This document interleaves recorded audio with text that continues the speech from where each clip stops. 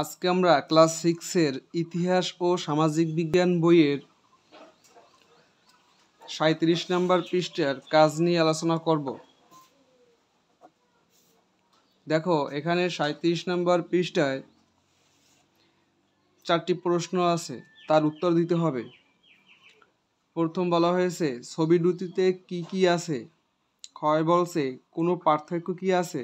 গয় বলা হয়েছে কোন ছবিটি তুলনামূলকভাবে আগের, কোনটি সাম্প্রতিক। ঘয় বলা হয়েছে তোমাদের কি মনে হয় কেন এই পার্থক্য। তো দেখো এর উত্তরগুলো কি হবে। দেখো, ক ছবি দুটিতে কি কি আছে। ছবি দুটিতে বুড়িগঙ্গা নদীর উপর পালতোলা নৌকা এবং লঞ্চ স্টিমারের ছবি আছে। ক্ষয়ের উত্তর দেখো, ক্ষয় বলা হয়েছিল কোনো পার্থক্য কি আছে। এর উত্তর হবে হ্যাঁ, পার্থক্য আছে।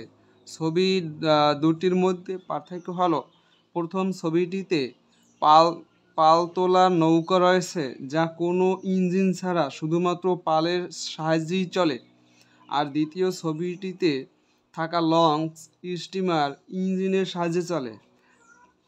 আগে নদীর পথে এক স্থান থেকে অন্য স্থানে যেতে হাতে টানা পালতোলা নৌকা ব্যবহৃত হয়, আর বর্তমানে লঞ্চ স্টিমার প্রভৃতি ব্যবহার করা হয়।